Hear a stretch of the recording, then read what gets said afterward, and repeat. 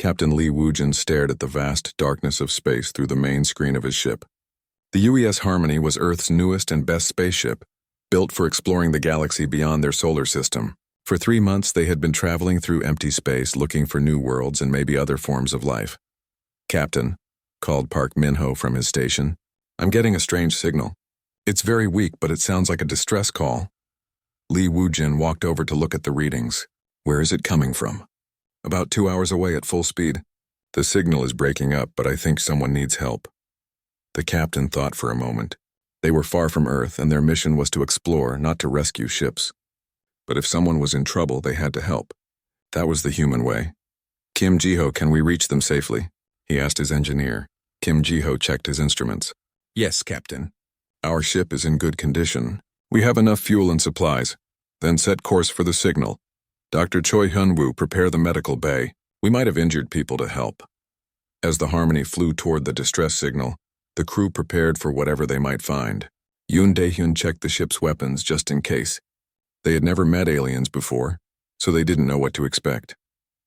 2 hours later, they found a damaged ship floating in space. It was unlike anything they had ever seen. The metal was a strange blue color, and the shape was completely different from human ships. Parts of it were broken and burning. "I'm scanning the ship," said Kim Ji-ho.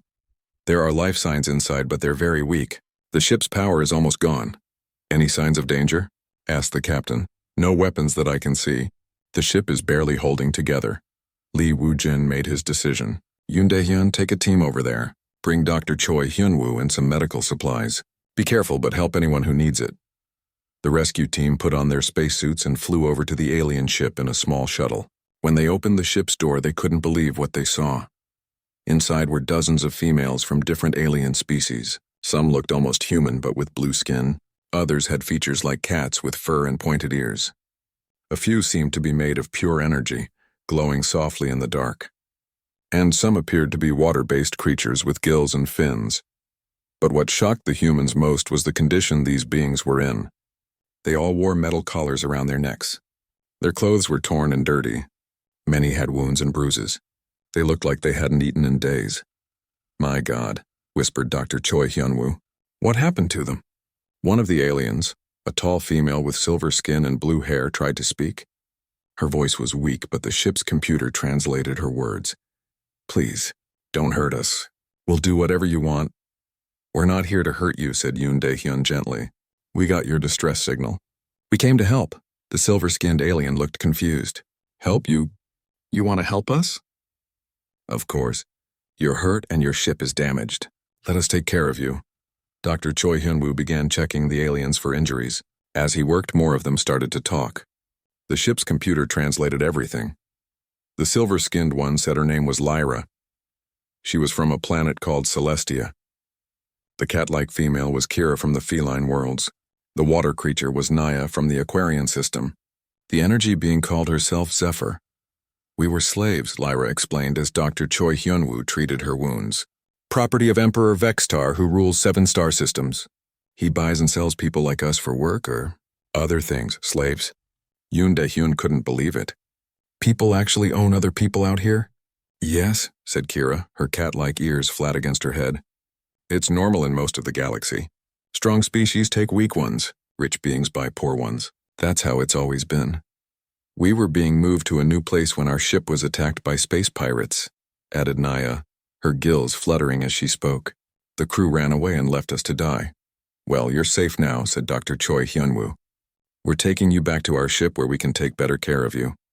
Zephyr, the energy being, glowed brighter with surprise. "You would do that? But we're not your species. We can't pay you. What do you gain from helping us?" Yoon Dae-hyun looked at her with confusion. "We don't need to gain anything. You need help, so we help. That's what people do." Back on the Harmony, Captain Lee Woojin watched as his crew brought the rescued aliens aboard. The whole ship worked together to help them. Kim Ji-ho set up sleeping areas. Park Min-ho organized food and water. Every crew member did their part. Dr. Choi Hyun-woo worked for hours removing the metal collars and treating injuries. The aliens seemed amazed by his gentle care. They kept asking why he was helping them when they couldn't pay him. "This is incredible," Lyra said to Captain Lee Woojin as she ate her first real meal in months. In all my travels across the galaxy, I've never seen beings like humans. You help strangers without wanting anything back. Isn't that normal? Asked Li Wujin. No, said Kira sadly. Most species only help their own kind, and only if they get something for it. The strong rule the weak, the rich use the poor. That's just how the galaxy works. Well, that's not how humans work, said the captain firmly. All thinking beings deserve to be free and safe. Naya had been quiet during the meal, but now she spoke up. Captain, you need to know something important. Emperor Vextar doesn't just let his property go. When he finds out what you've done, he'll come after you with his whole fleet. Let him come, said Li Wujin. We won't let anyone take you back to slavery. Zephyr's glow pulsed with emotion. You would fight an entire empire for us? But you just met us. We're not even your species. That doesn't matter, said the captain. Right is right, no matter what species you are. The rescued aliens looked at each other in wonder. They had never met beings like humans before. As the Harmony headed back toward Earth, they began to hope that maybe, just maybe, their long nightmare of slavery was finally over. But they also worried about what would happen when Emperor Vextar learned that someone had dared to steal his property. The galaxy was about to learn what humans were truly capable of when they fought for what was right. Emperor Vextar sat on his massive throne made of black crystal. His red eyes glowed with anger as he read the report from General Korath. The transport ship carrying his valuable slaves had been found empty, with signs that another ship had rescued the cargo. 50 prime slaves gone, he roared, his voice echoing through the throne room. Each one worth more than most planets. Who dares steal from me? General Korath, a tall alien with gray skin and 4 arms, bowed low. My lord, we tracked the rescue ship. It belongs to a species called humans from a planet called Earth. They are new to space travel. Humans? Vextar had never heard of them. What do they want for the return of my property? That's the strange part, my lord. They sent no message asking for payment. Our spies report they are treating the slaves as guests. Vextar stood up, his massive form towering over everyone in the room. Guests? They're treating my slaves as guests? This insult cannot stand. Prepare the fleet. We will crush these humans and take back what belongs to me. Meanwhile, on Earth, Admiral Song Minsu received Captain Li Wujin's report about the rescued aliens. The news spread quickly through Earth's government and military. So slavery still exists out there, said Admiral Song Minsu grimly, and now this emperor wants to take these people back.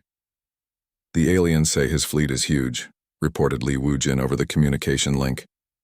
Hundreds of ships with weapons we've never seen before. They're probably already on their way here. Then we'll be ready for them, said the admiral. All ships are being called back to defend Earth. We won't let anyone take those people back to slavery. On the Harmony, the rescued aliens couldn't believe what they were hearing.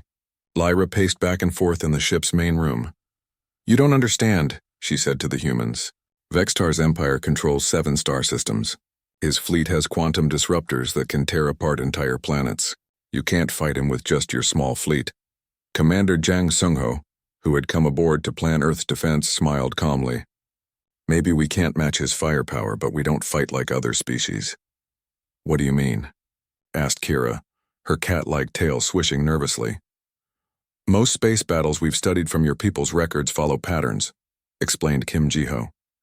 Energy weapons, force fields, very organized formations. You fight like you're playing a game with rules. And humans don't follow rules? Asked Naya. We follow our own rules, said Jang Sungho. We use kinetic weapons, bullets and missiles that hit hard and fast. We don't fight in neat formations, and we're willing to do things other species think are crazy. Zephyr glowed with curiosity. What kind of things? Like ramming our ships into enemy ships if we have to, said Yoon Dae-hyun. Or sending small fighters against huge battleships. Most aliens won't risk their own lives for others, but humans will.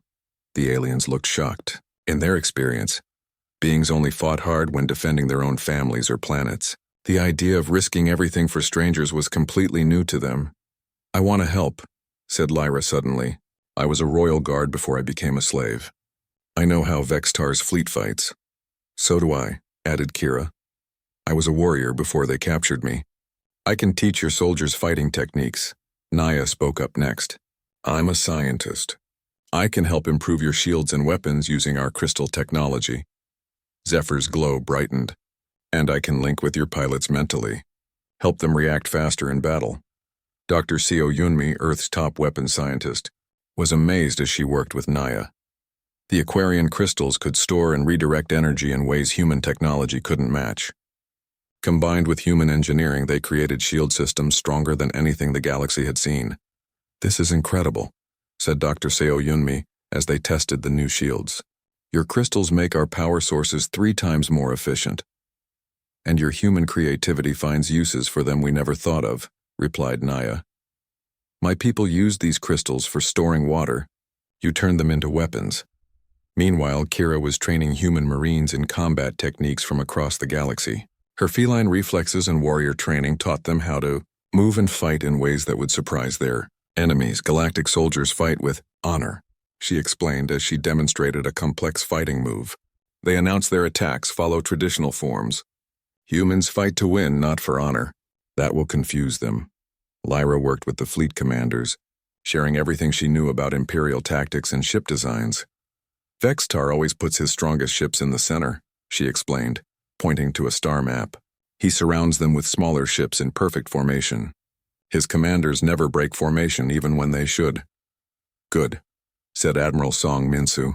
"Predictable enemies are easier to beat." As Earth's defense fleet gathered, news of the coming battle spread to other planets. Most galactic species expected the humans to surrender quickly. After all, what could one small planet do against a galactic empire? But on slave worlds across the galaxy, the story of humans fighting for alien slaves gave people hope. Secret messages were passed between oppressed peoples. For the first time in centuries, some began to think that maybe the strong didn't always have to rule the weak. 3 weeks after the rescue, General Korath's massive fleet appeared at the edge of Earth's solar system. Hundreds of ships with energy weapons that could destroy cities. The alien crews expected an easy victory against the primitive humans. "Send a message to the planet," ordered Korath. "They have 1 hour to return the stolen property or we will take it by force." The reply from Earth was simple.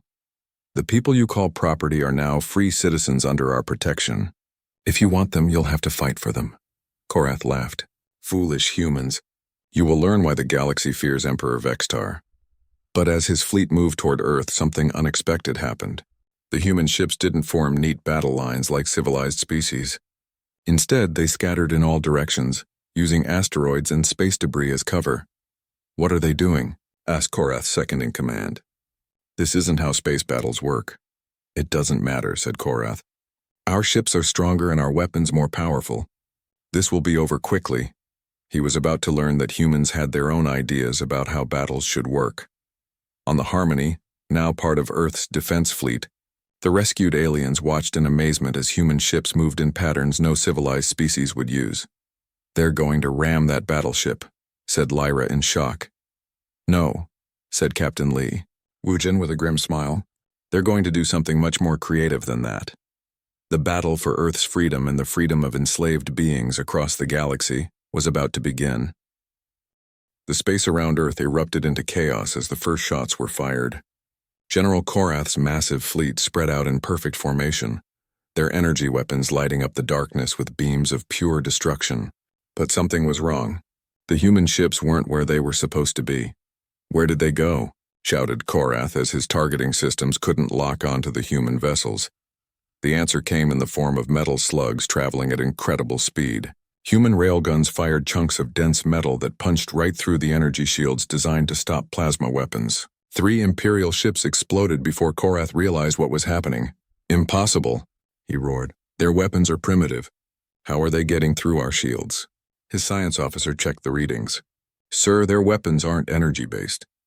They're using solid projectiles. Our shields were designed for plasma and laser weapons."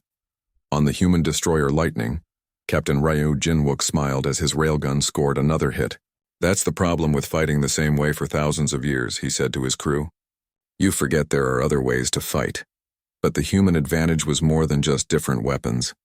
Lieutenant An Taejun led a squadron of small fighters in an attack that should have been suicide. Instead of attacking the enemy ships directly, they targeted the space between the Imperial vessels. "Nuclear mines deployed," reported An Taejun as his fighters scattered explosive devices throughout the enemy formation. "When those big ships try to maneuver, they're going to have a surprise." The Imperial fleet tried to adjust their formation, but the mines exploded around them, damaging engines and weapon systems. Ships that had been in perfect order suddenly found themselves spinning out of control. "This is madness," said Korath's second-in-command. "They're not following any proper battle tactics.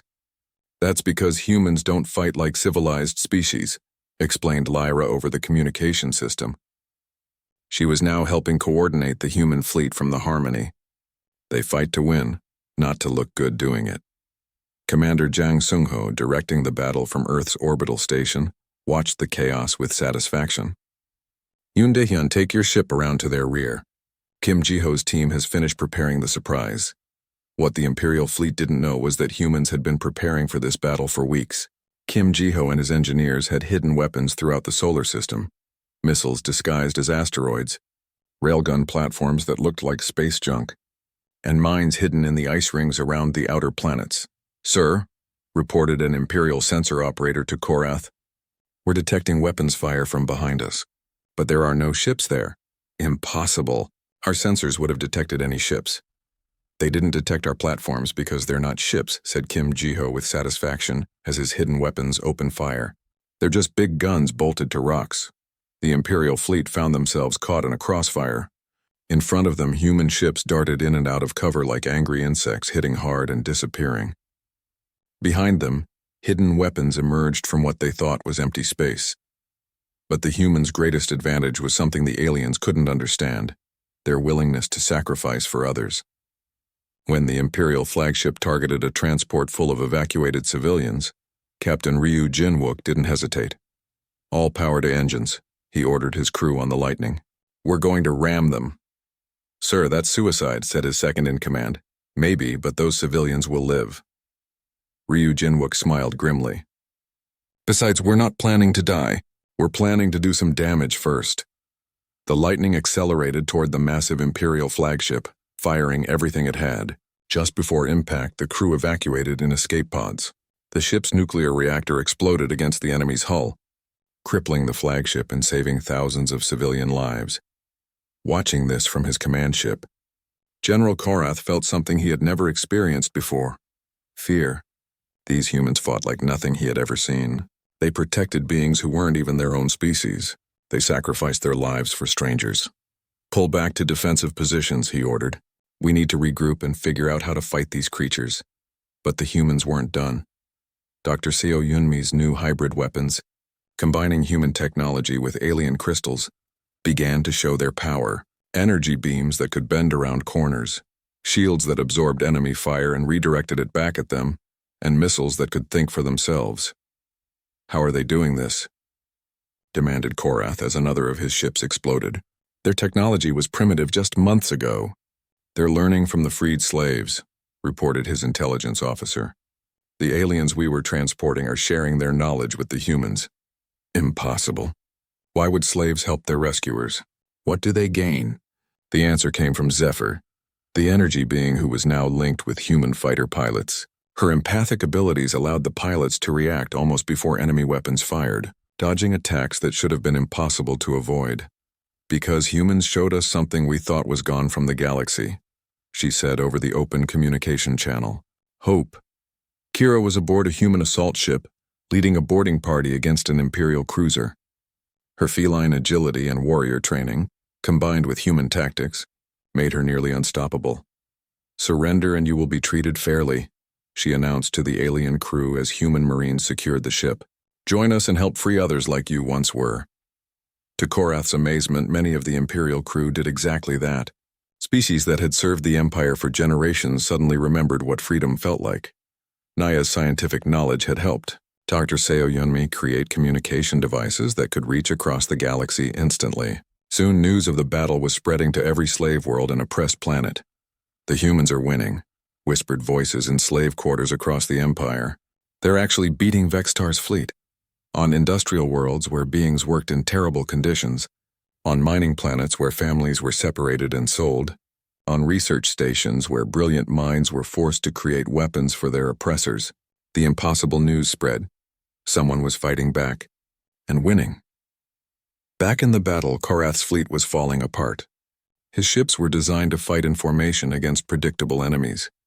The humans attacked from every direction, used weapons that shouldn't work, and fought with a courage that made no logical sense.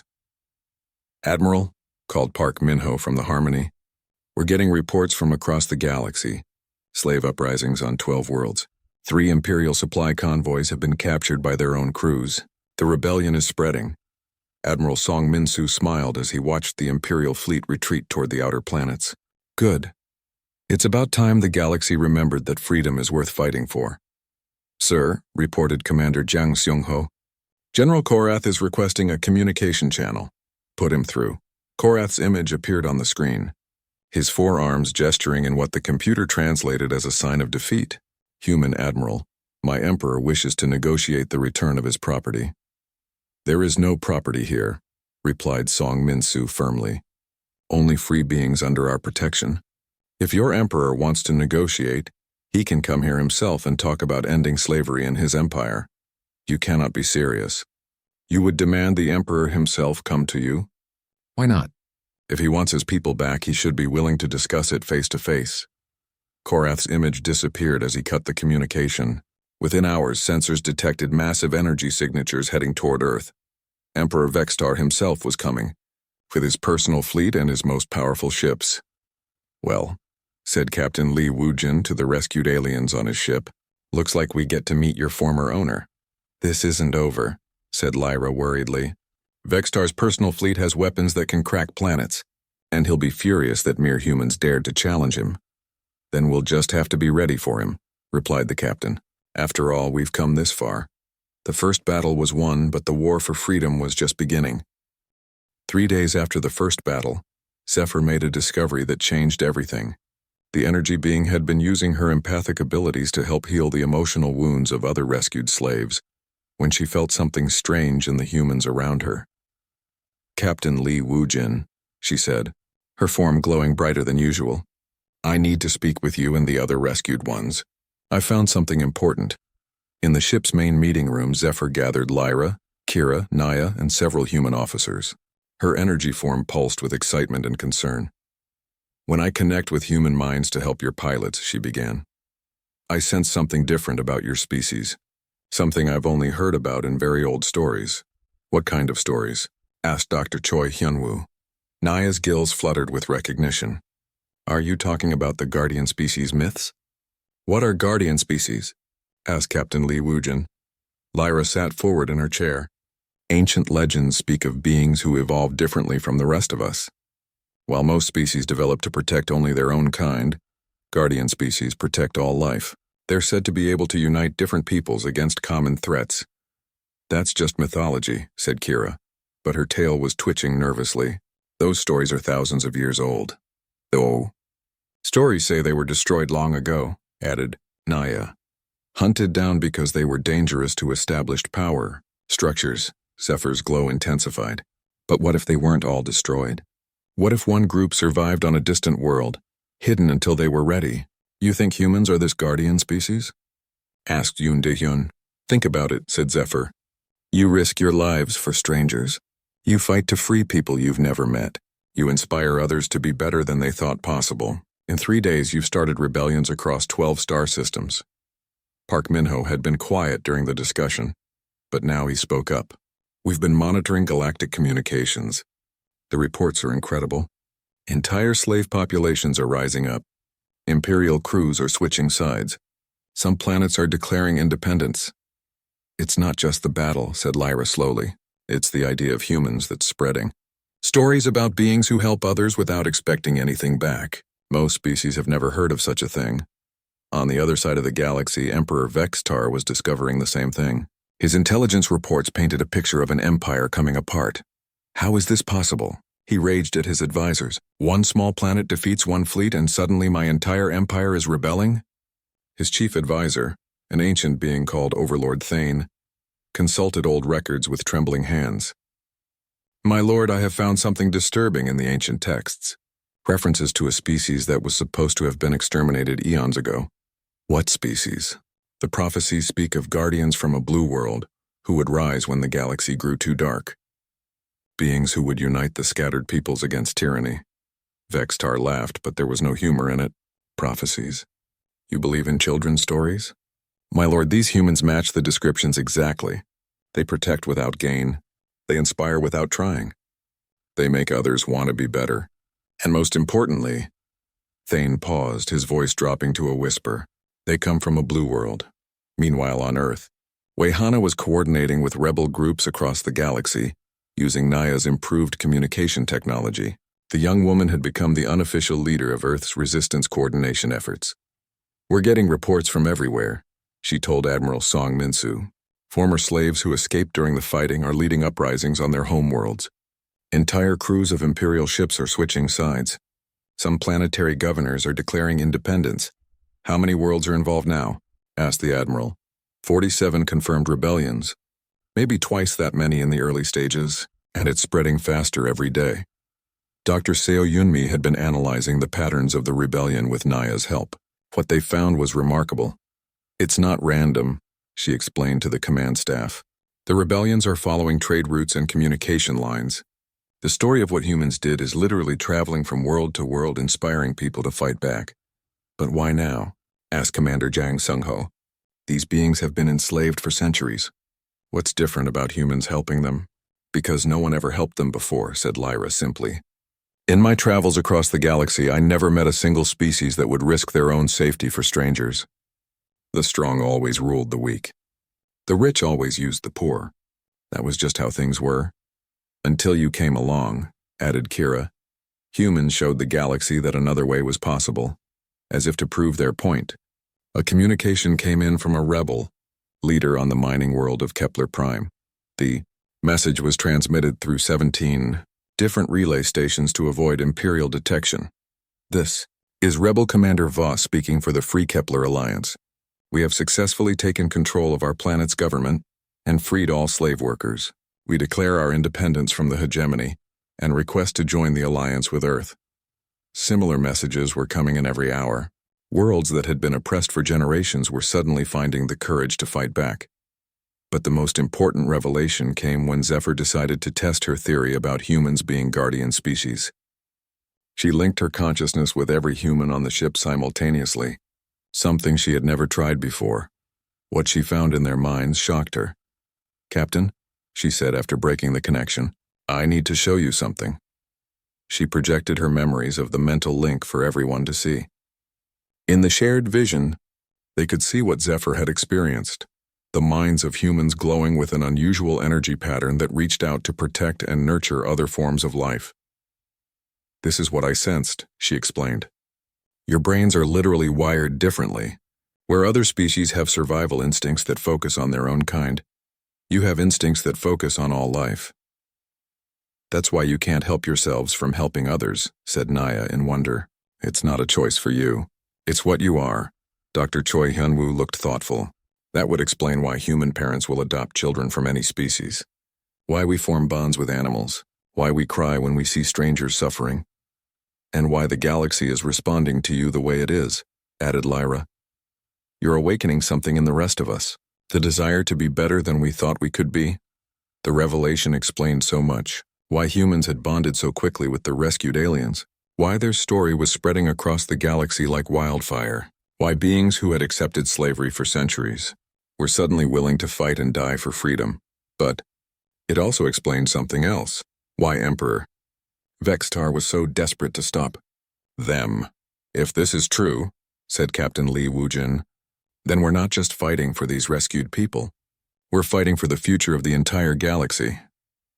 Which is why Vextar will throw everything he has at us," said Kira grimly. "If humans succeed in freeing the galaxy, it means the end of his empire and everything it stands for." As if summoned by their words, alarms began sounding throughout the ship.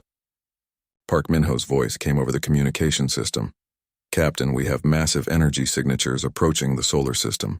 It's Emperor Vextar himself, and he's brought a fleet 3 times larger than the first one. How long until they arrive?" asked Lee Woojin. 6 hours, sir." The captain looked around at his mixed crew of humans and aliens. "Then we better get ready. It sounds like the real fight is about to begin." But now they knew what they were really fighting for. Not just the freedom of a few rescued slaves, but the chance to awaken the entire galaxy. to a better way of living. The humans didn't know it yet, but they were about to face their greatest test as the guardian species the galaxy had been waiting for.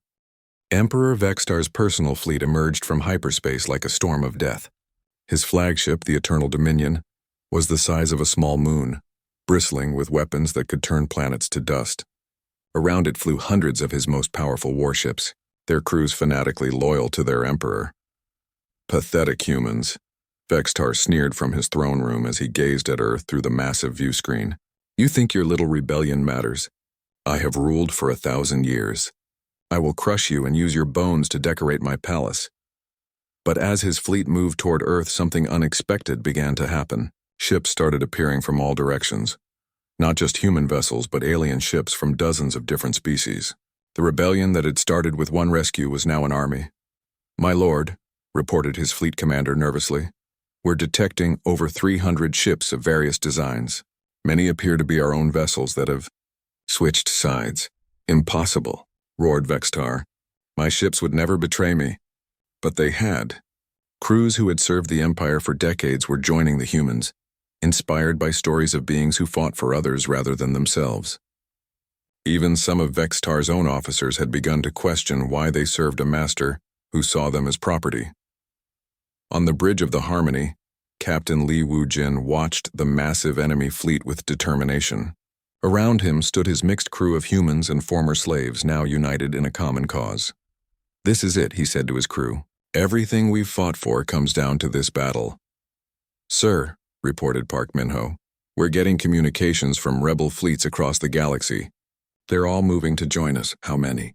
Asked Admiral Song Min-soo over the communication link. Over 50 separate fleets, sir. Former slaves, liberated worlds, even some Imperial units that switch sides. They're calling themselves the Free Galaxy Alliance. Lyra, now wearing the uniform of a Free Galaxy officer, smiled grimly. Vextar wanted to end this quickly, but he waited too long. The rebellion has grown beyond what he can control. The space around Earth became a gathering point for the largest fleet in galactic history. Ships that had never worked together before found ways to coordinate their attacks. Species that had been enemies for centuries fought side by side. Commander Oh Sung-jin, now leading the combined fleet, established communication with all rebel forces. This is the moment we've all been fighting for, he announced. Today we end slavery in our galaxy forever. But Vextar had one more surprise. As the fleets prepared to engage, his flagship began to glow with an energy that made space itself bend and twist. What is that? Asked Yoon Dae-hyun from his position aboard a destroyer. Naya's face went pale. It's a reality disruptor. Vextar can literally tear holes in spacetime. He could destroy entire fleets with one shot.